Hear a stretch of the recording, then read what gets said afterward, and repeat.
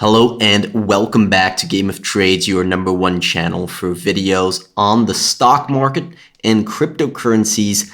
This video is going to be focused on the SP 500 that last week made its 7th consecutive red close for the week. That's 7 red candles in a row on the weekly chart. I believe that has not happened since 2001. So if we zoom out on this chart, the last time that happened was back here in 2001, was back here in this bear market in 2001. So we're going to talk about that in this episode. It's raising a lot of concerns amongst investors that we are indeed in a bear market. So we're going to talk about the data. We're going to talk about the statistics behind everything that's going on in the market today. We have a lot of things to cover in this episode. There's really no denying we are in the later part of the economic cycle. We've had a yield curve inversion. We're already seeing significant signs that the economy is slowing, and yet the Federal Reserve is in a tightening cycle. So we're going to talk about that. So I think this is a very crucial moment to understand where the market is going and what type of decisions we should be making. Now, if you are interested in following these crazy markets with us, make sure to click on that subscribe button. If you enjoy this episode, don't forget to smash that like button as hard as you can. And now, without further ado, let's get right into it.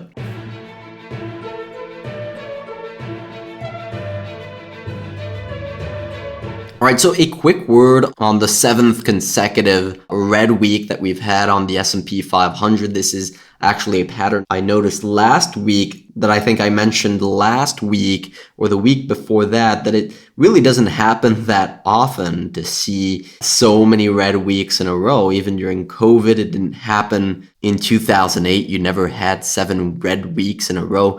You have to go all the way back to 2001, and I believe this is the leg down where it happened, where you can count a total of, I believe, 8 red weeks right here down to March 2001. And so that was the intro that we made on this article that we posted yesterday, where we talk about this S&P 500 correction and whether we should expect it to turn into an earnings bear market like 2008, or whether we should expect it to turn into a final bull run to a big bull market top that eventually does lead into an earnings bear market. So that's a big question here. But the point I wanted to make on this 7th red week is that it occurred in 2001. And so a lot of people are referencing this as the end of the world because that's signaling that we're in a bear market and that we should expect the S&P 500 to go down for the next 2 to 3 years. But if you look at where this happened,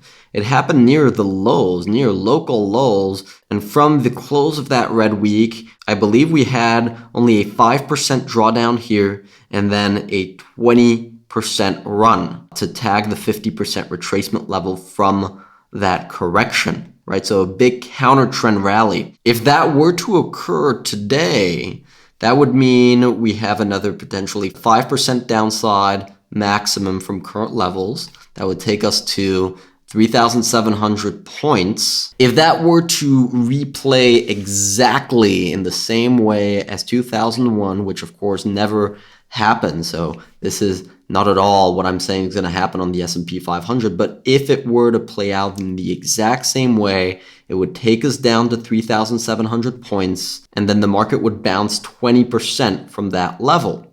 So that could take us up to 4,500 points. Or it would reverse at the 50% retracement level, which would take us only up to 4,200 points. But the point is that yes, this is a worrying signal because it's only happened in 2001. The risk reward here is still exceptional, and this is definitely not the time to be taking irrational decisions. I'm seeing a lot of doom and gloom, a lot of panic on social media, a lot of fear. I agree there's plenty of things to be concerned about, and we've been talking about that for the past couple of years, that there's plenty of things to be worried about in this economy. But if you had acted on that fear throughout the entire time, you would be broke by now. And just one example of those things that we highlighted in this article that illustrates that risk reward is this chart on the small trader put call premium. Now, what is this? This is not the actual put call ratio. This is the premium that traders are currently paying for puts relative to what they're paying for calls. And so when this put call premium is extremely elevated, it means there's a lot of demand for puts relative to the demand for calls. And you can see what's been happening right here just over the past couple of trading sessions. It spiked massively, similar to the panic that we had at the very bottom of the bear market in 2009 right here. So again, keep in mind the context, keep in mind the current risk reward. Now, one more thing that we've been eyeing over the past couple of weeks, in fact, over the past few weeks, because this has been really building for quite some time, is the volatility of the S&P 500. Now, the VIX, the volatility goes up when the market goes down. That's typically how it works. Now, what you can see over the past few weeks here, we've had the S&P 500 go down, obviously, and yet the VIX has not been going up. It's been going down as well. Now, that's a very interesting development, and this is called divergence. Now, like any divergence, it can get burned through, right? You get a bad piece of news, very unexpected phenomenon, and you get a spike, and that setup gets burned through. But if we take a step back, zoom out, and see where we've seen these types of developments, you can see here a lower low on the S&P 500 back in March 2018, and the VIX is going down, not confirming that lower low. If you're expecting the market to go down, you want to see volatility spike, right? And here again, in 2015, market makes a lower low, and what does the VIX do? It makes a lower low as well, marking that divergence, right? If you were expecting a bear market in 2016, you would have wanted the VIX to spike at least past this high right here at 35. Let's zoom out a little bit more again, and I can show you 2010 right here. Market makes lower lows. You can see it here, lower lows, and the VIX is also making lower highs.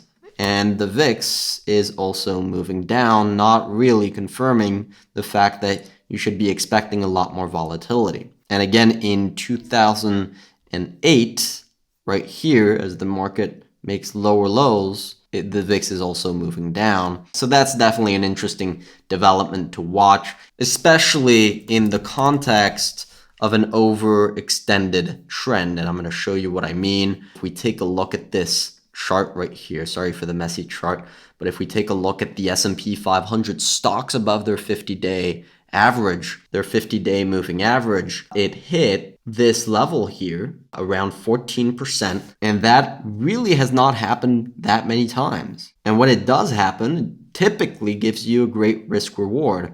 Now, there are exceptions, of course. Any data set, any statistic, you will always have to make a bet somewhere. Nothing is 100% in the market. And so this is why we use data to back up our claims. Now, if you believe that we're currently in a bear market, you can take a look at the readings we had in 2008. You had an oversold reading right here, right near that local bottom on the S&P 500 before a nice bear market rally on the S&P 500. If you believe there's still room to run, well, then you can take a look at all these examples where the 50-day tagged 13% and the market moved significantly higher in the next few months. So the short-term risk reward here really is good. I think the final leg of this correction took a lot of people off guard. A lot of people had their stop losses set around these levels. This was a pure stop loss raid. Sentiment is unbelievably fearful. Trend is extremely overextended.